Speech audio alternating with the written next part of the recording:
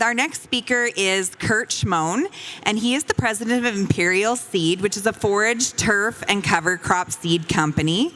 Kurt has been in the industry since 1986, and much of that time has been focused on forage and turf seed production. His hands-on approach and personal contact have made him a favorite for many farmers across the prairies for production advice and marketing thoughts.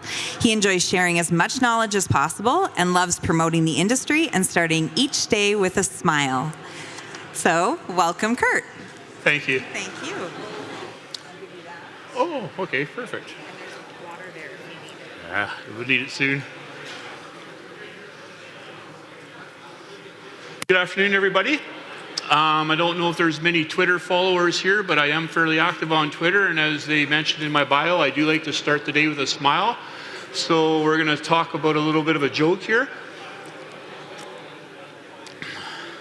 There's this farmer, and I'm going to say this farmer was Mark Keating. And anyhow, this farmer was out walking his field, and he happened to kick a genie pot. And so he picked up the genie pot, he gave it a rub, and next thing you know, out comes this genie. So the genie says, well, I'm going to grant you 3 wishes. And the farmer says, well, that's fantastic. Okay, I would like my first wish for this canola crop to be 100 bushels an acre. Genie says, that's a pretty tall task, but I'm pretty sure we can do that. So the next thing you know, the farmer's watching this crop grow throughout the whole growing season, and by God, he's got 110 bushels an acre. Best canola crop in the whole country. Genie's quite happy with this, so is the farmer. So the farmer's out there, he harvests the crop, he gets it put into the bin, and then runs back out to the field, grabs onto the genie pot, gives another rub, genie pops up. Farmer says, Genie asks the farmer, what would you like for your second wish? Farmer says, I would like canola to be $30 a bushel. Genie says, that's a pretty tall order, but I'll see what I can do. The next day, the farmer's phoning around by terror. Everyone's at $30 a bushel for their canola. Farmer walks back out to the field. 2 days later, gives the pot another rub. The genie jumps up, says, okay, Mr. Farmer, Mark, what would you like for your last and final wish? He says, I would like canola to be $30 a bushel. The genie says, but you asked for that just a couple days ago. And the farmer says, yes, but I did not sell it. Always try to put some profit in your tank when you get a chance. As mentioned, Kurt Shmon, I do have a passion for forages. I've been in the industry since 1986, primarily dealing with, I'm not stripping here, I do have a passion, but I also have a passion for Canadian agriculture. We live it loud and proud. We export to a lot of countries. So, we point up there. So a little quick rundown about Imperial Seed. We're a forage turf seed multiplication company is our primary focus. So as I talk about these forages, they are production contracts. I'll get into that. We currently export to 26 different countries. Dedicated field staff roaming around the prairies, providing you farmers with the best agronomic advice. Seed is processed in Winnipeg. We have an accredited seed lab, and we're also marketing the crops that I will be talking about through our retail system. So this is our question here. We've got some problem soils. Right now we're focusing a little bit on the saline areas, but we also have a few products I'm going to mention for those real problems, the alkali areas. It was mentioned before, Aaron talked about experience, so on and so forth. Marla mentioned it too. Well, good judgment comes from experience. And how do we get experience? Well, that comes from poor judgment. So the first ones I'm going to talk about are the legumes, then I'm going to talk about the grasses later on. Forage legumes, I am going to be talking about, this is the idea for seeding the field for seed production. So L-site clover is the most tolerant of all legumes out there. It's good on your alkali as well as your saline areas. It can be a bit of a substitute for alfalfa. It's going to grow well in those low-lying areas, and it can survive up to 6 weeks of flooding. Harvest period for this seed is generally early September. And we're swathing or desiccating about that 75% seed head maturity. That's so it's going from white and it's starting to get dark, that brown, black. The yields, these are important because you guys are going to want to know about the ching. Dryland yields are anywhere from 300 to 600 yields. We have seen 1,000, but we're going to call an average in around that $4 or 400 pounds an acre. Both of these crops, the red and the L-site, do require honeybees for pollination. A lot of guys like to cut a path into the field so the honey guy can get in there back and forth. If the bees are at the edge of the field or in the field, as long as they're close to the field, that's really going to help with the pollination. Leafcutter bees have been used in a pinch. They're primarily the alfalfa production, but they have been used in a pinch. So the L-cyc is a real tough one. Red clover, not as tough as the L-cyc, but again, depending on how troublesome your soils are, it can also be an alternative for you. Taking a look at it, like I say, it's broken down to 2 different types of categories, single cut and double cut. The single cut is a winter hardy variety where if you're cutting it for hay or haylage, you're going to get 1 cut off it. And the double cut has a wider leaf. They're generally tetraploid varieties, has a bigger leaf on it, and they're getting 2 cuts of hay off it. And this is used a lot in Ontario. In the dairy industry, they're using the double cut red clovers, adding to their feed.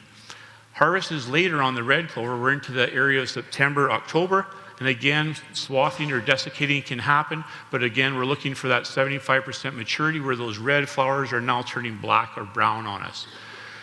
Under dry land, we're into that 300 to 600 pounds an acre, again, using that 400 pounds an acre as our average. Field selection, again, these aren't alfalfas, these are clovers. They can thrive in that wet lower lying topography. L-cyc compatible with all types of soil crops, does better in alkaline and saline soil. So again, these problem soils, we do have a forage that Marlo was mentioning earlier. These forages can help reclaim the soil for a while. So L-cyc clover is by far the most tolerant. And then again, if it's not too crazy, you can be looking at the red clover as an alternative crop. With these species, we do not have to worry about a chemical residue from the Avidex, Odyssey, or Treflan. It's a legume, so we're safe with that. Problem weeds, like I mentioned, we are growing these crops for seed production, so our problem weeds, canola. Canola can be as much as it's the crop that guys are growing, the Cinderella crop, it can be a challenge for us. We're dealing with broadleaf weeds, or broadleaf seeds, so broadleaf weeds are more challenging. Pigweed, cleavers, and lamb's quarters are also more challenging to clean out. Insects, we do have to keep an eye open for them. In Manitoba, the lesser clover weevil isn't a huge issue for us, but we do have plant bugs. Generally not a problem on L-cyc clover fields, or generally not a problem in clover fields. Best management for practices. I live in my world, and I'm going to try to explain what I think is the best way to establish these crops. We do understand that, hey, what I want isn't necessarily practical for some of the producers. But clearfield wheat is one of the companion crops, like I say, that we can use where we can apply the Odyssey or Pursuit on it, and the clovers do not get damaged. There are people that will go out and do 2 passes. That's where we're going to seed our companion crop, and then come back in and seed the L-cyc clover or the clover at an angle, a 45 or 90 degree angle.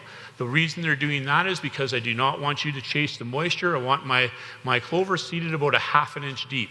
These seeds are very small. If we drop them down too deep, well, all you're doing is you're just dropping it into the ground and it's not going to have enough inertia to get out. So let's try to keep that depth in the area of a ½ inch. Seeding rates, again, L-cyc clover is probably one of the smallest legume seeds out there. We're at 2 pounds per acre. Red clover, we're about 4 and 5 pounds an acre. I'm going to talk my daylights out of you to make sure that we do not use canola as a cover crop, even though there is Pursuit Smart canola out there, and it does work well with these. However, again, one of my biggest weeds that I have issues with is canola. And then when we're using canola as our cover crop, we swath it, then it lays there trying to get that green count down. Well, those seedlings aren't getting any sunlight for that swath of 4 or 5 feet. And you hey, put me under the dark for 4 or 5 days. I'm going to die. So they say, if we're going to turn around and bury those seedlings with that wide swath, next thing you know, a week, 2 weeks, 3 weeks later, we've killed that. Those seedlings underneath that swath are really damaged, and then we come back in and the chaff just on top of it is the icing on the cake. So we really try to stay away with canola on the legumes. This is a field you can see on your right, my left, your right. We've got a great establishment there under seed with wheat, drilled into the same row, as the wheat, and the producer kept the seeding rate down. He did back the companion crop off to about a 90-pound seeding rate on the wheat, and that's what the field looked like in the after the crop was removed, looking nice and solid. Those are the ideal. I'm not going to show you guys any poor pictures. So that's the ideal stand. Nutrition. When you're seeding with your companion crop, you fertilize for your companion crop. Industry will provide you with the inoculant for the clovers, so that's going to help build those nodules and help fix nitrogen for you. So in the year of establishment, you're just taking care of your companion crop. You're not really worried about the clover. So we've got our crop off.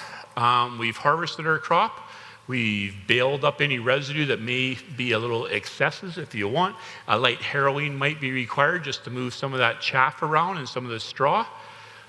Winter comes, crop goes to sleep, springtime comes. You are going to be growing a certified crop, so there will be field inspection required. This is a rough idea of what the costs are. As mentioned, we do like to have the honeybees at or as near as the field as possible. There's no problem with a beekeeper bringing honey or any hives to a canola field or a clover field. They're more than happy to drop their bees on the clover fields. It provides better nectar, premium honey. You're just all around. You won't have an issue if you've got a clover field and you got a honey guy close by. He'll be happy to bring the bees down. Did talk about this a little bit earlier on. We're talking about the timing. So swathing, like any crop, if we're going to swath it, it is earlier than if we're desiccating. So swathing, you're going to get out there about 60, 70% head change. Desiccating, again, we're into that 75, 85, when we're starting to see that head change to that dark black, dark brown.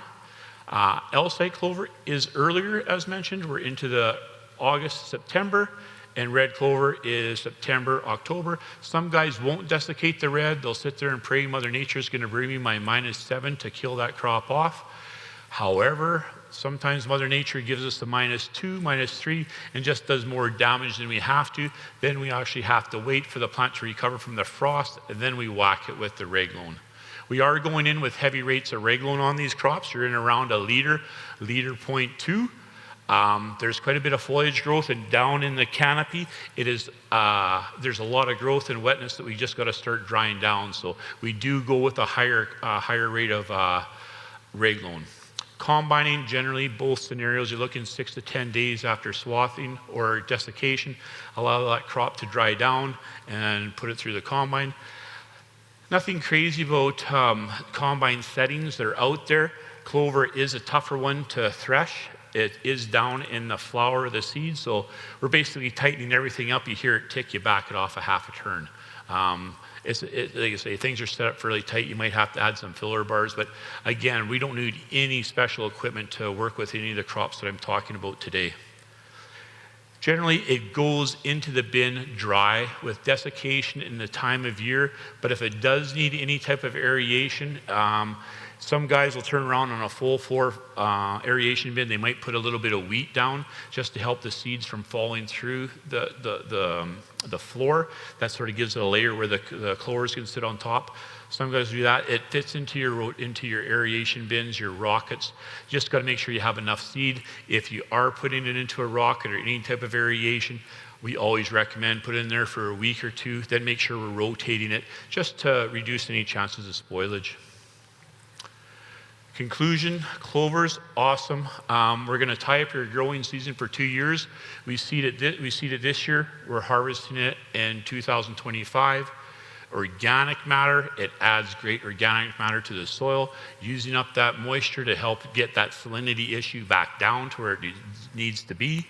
We reduce your crop, your workload. Spring, the field is already seeded. We're spreading out your harvest dates if we're into with just the different timings of these crops. We diversify your rotation. Out of Guelph, Ontario does a lot of red clover plantings. They go out, they frost seed it onto their winter wheat, then they harvest their winter wheat, they plow it down, and then the following year they're coming back in with corn. They figure they're getting about 50 pounds of nitrogen based over the 2 years after that crop removal. So we're going to build up some free nitrogen for you. I don't recommend you run out there and cut your nitrogen back, but there is an opportunity to reduce it, or depending on what your following crop rotation is, if you're into the cereals, you could be looking at some better protein as we've got that steady release of nitrogen. We've got the industry. I got to watch that I don't promote myself too much. The industry has got guaranteed earnings on these crops with minimum prices. So when we talk about these production contracts, these are production contracts. A farmer is not coming up to me and getting a contract and I'm holding him to set amount of bushels. They're production contracts with an act of God. You're basically contracting your acres. So if you produce 100 pounds an acre, we're there to market it and clean it and work with you. You produce 1,000 pounds an acre, we are there to market it and work with you. So you're not tied to, oh, you only produce, or even if it winter kills on you, you're not tied of owing me anything. There are full production contracts with Mother Nature clauses. They are available for the Manitoba Crop Insurance Forage establishment. Unfortunately, crop insurance does not cover these for yield, but you are eligible to sign up for the Manitoba Forage establishment. And with that, you've got a $40 and an $80 coverage range. And I think you're about $6 an acre for the $80 a cover. Seed cost on the clovers is going to cost you about close to about $20-25 an acre to establish. I'm going to talk about fescues next. These are two types of grasses. One is meadow fescue. The next one is tall fescue. Tall fescue being the most tolerant to the saline areas. A little trickier, the meadow fescue. If we got any cowboys in the audience, this is the meadow fescue, something you're going to want to watch. Looking at the grasses, meadow fescue, perennial bunch grass, develops a decent deep root system. These are 3-year production contracts. We seed it this year. We're harvesting 25, 26, and 27. Again, this is a grass, so it's going to love that moisture, get it into some low-lying areas. The meadow fescue has a regrowth, so our harvest period on the meadow fescue is the mid to end of July.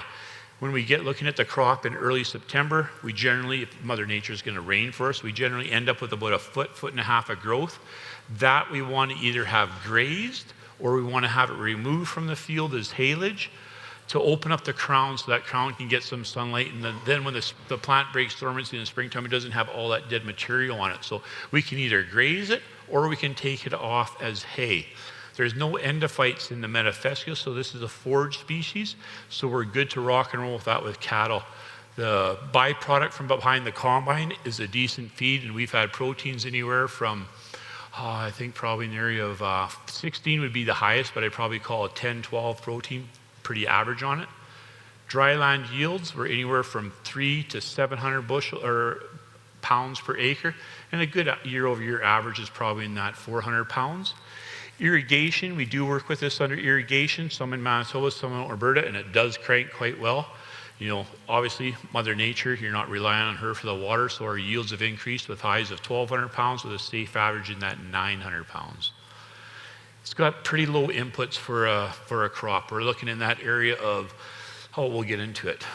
Tall fescue that we produce in Canada generally is a turf-type tall fescue. It has great salinity tolerance, but the byproduct cannot be used because of endophytes, which are bred into the plant to resist pests in the next stage of its life, which is where it's used in homeowners or golf courses. So this one, you can feed the hay, but you're going to have to ration it off with basically 1 bale to 7 or 8 of good feed. You can use it as bedding, but like I say, we're not going to brag about its feed quality compared to the meadow fescue. Dryland yields, we do have stronger yields on this. It's 600 to 1,100 pounds with a year-over-year average around that 700-800 pounds. Irrigation, it does crank a bit better, but again, doesn't get carried away with an average in that 1,000, 1,200 pounds. This we established in 2024. We harvest 25, 26, and we do an option. Industry will do an option on year 3 because sometimes the plants have given all it is and it's just time to work this one out. Don't feel comfortable with that 3rd year of production unless we're into a really wet cycle. Fescue field selection, like I mentioned, hey, these are grasses. Let's give them those lower areas. We'll tolerate flooding in the springtime. Does well on all types of soils. Problem weeds, we're dealing with grasses, so when you start looking, we've got fairly decent broadleaf herbicides, but our grasses suck. So with that, we've got to watch our quackgrass, wild oats, things like that. There is pre-seed burn-offs available, but we do have to watch some of the residual chemicals from the Treflan, the Edge, Group 2 herbicides. So again, just keeping an eye on that. These are grasses. There can be some residual carryover. Again, the weeds, quackgrass, bluegrass, wild oats, those are our main ones, foxtail. Again, dealing with those grasses is really hard to take out. Some guys will mold them out if they happen to pop up in their field, but generally we like to start as clean as we can and keep those weeds out. If we get a good establishment on the grasses, it's amazing how we can keep those other grasses out. Of course, then again, canola. We got the GE there for genetically engineered. Like I mentioned earlier on, we do export to 26 different countries. As much as canola is a fabulous crop in what it does, in Europe, one of our larger trading partners, they do not tolerate genetically engineered seed, so we do have to keep our fields clean of that.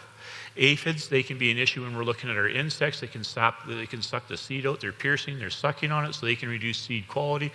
Grasshoppers, well, hey, we're growing a grass, so we know the grasshoppers will be an issue. And then, of course, armyworm and cutworms can be an issue for us.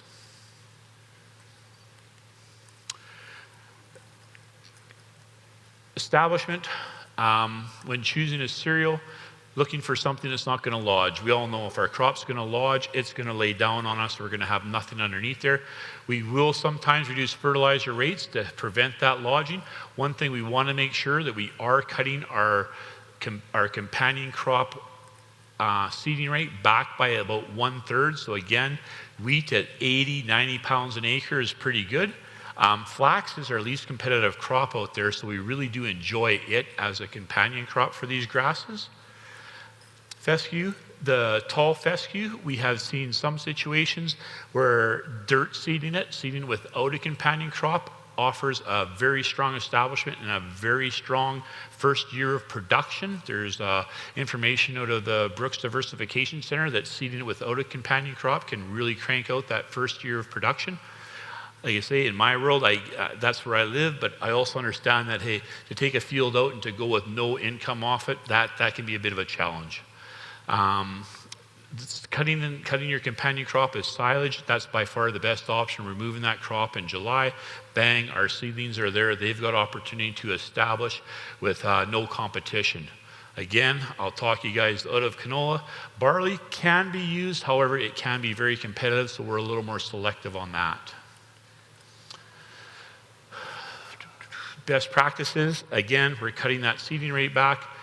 We're not chasing moisture, 1/2 inch deep at the best. Seed hawk, some of these new drills are really amazing for what they used to be compared to the old M10 press drill that I was more familiar with growing up. We're putting down our fertilizer and our companion crop on one side, and we're able to come back and have our forage come out at 1/2 inch deep. Nice furrow, lots of different opportunities out there, lots of different equipment out there that does a great job.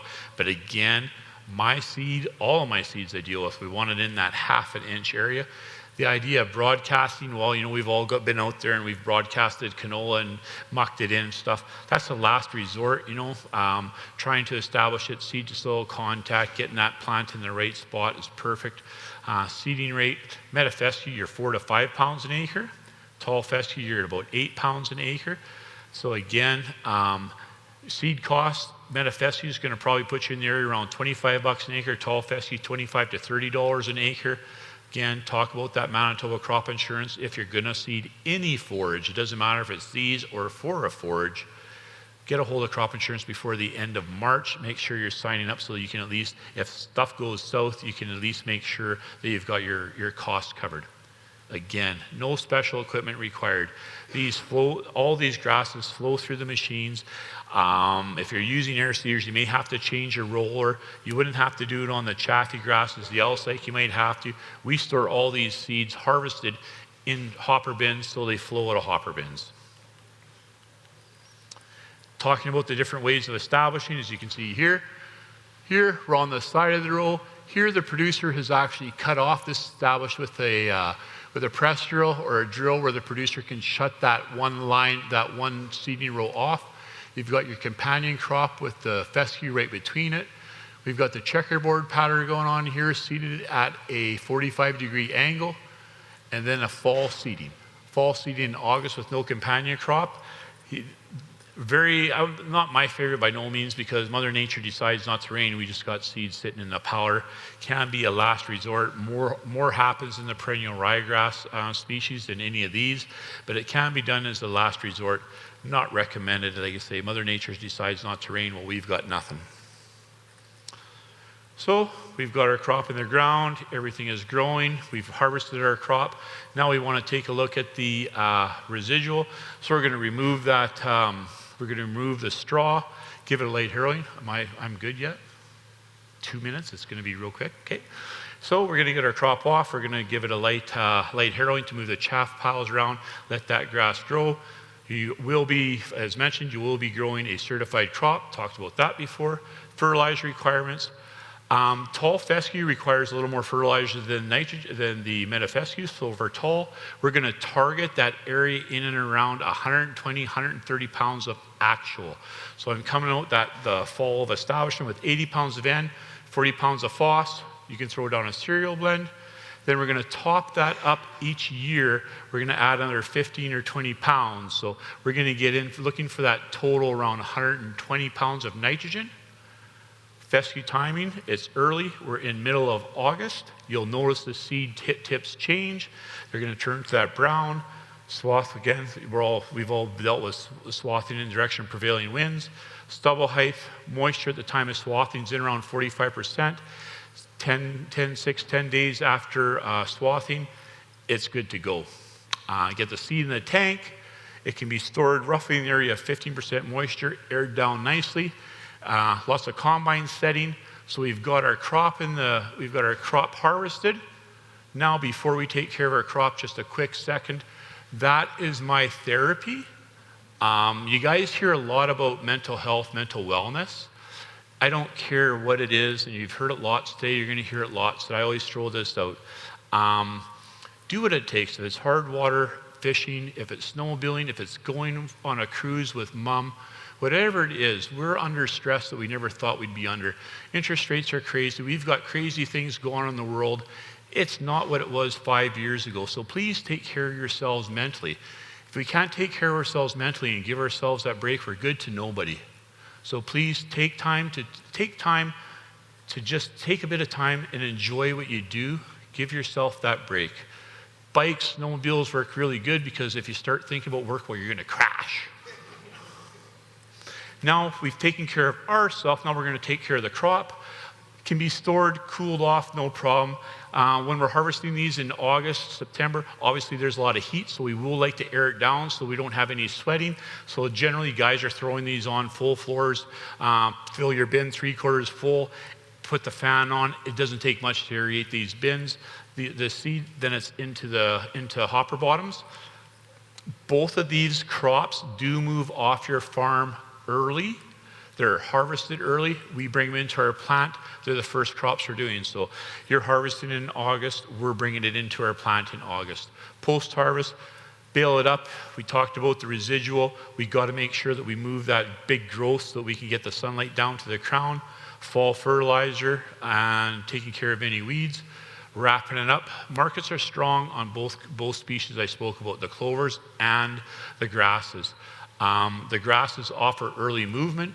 We're reducing, I could stand up all day about what we do, but mainly we're going to talk about the idea of reclaiming those lost production areas with these crops, or those patches that you've got and you want to try and do something. There are blends available. Now this is the forage side. So now I'm not selling you any forage for seed production. Now I'm going to sell you forages so you can turn around and reclaim those areas. You can see we have a number of species there. We've got AC saltlander, a grass that's actually developed for it. We've got wheat grasses in there. We've got the tall fescue that we've talked about. Challenger brand. There are some, I got to watch the word. I can't use the word tolerant, but I will. There are some varieties of alfalfa that are better, that can tolerate more salinity than other areas. L-Psych and Red, we can throw in these for custom mixes. This is just one of our more popular off-the-shelf mixes. So Every company out there has them, these reclaimed soils. We've got a lot of our producers will actually run around and seed the 3 acres and the 5 acres and the 7 acres, just as Marla was talking about. You get it into that forage, you get it working for you for a couple, 5 years. Next thing the problem's gone. You run to your annual cropping situation, then you're coming back to me in 4 or 5 years because it's came back, but hey, I'm here, I've got your blend. You've been able to take advantage of the forages as well as turn around and get some annual cropping in there. That's my team. That's it. Wrapped it up. We're good.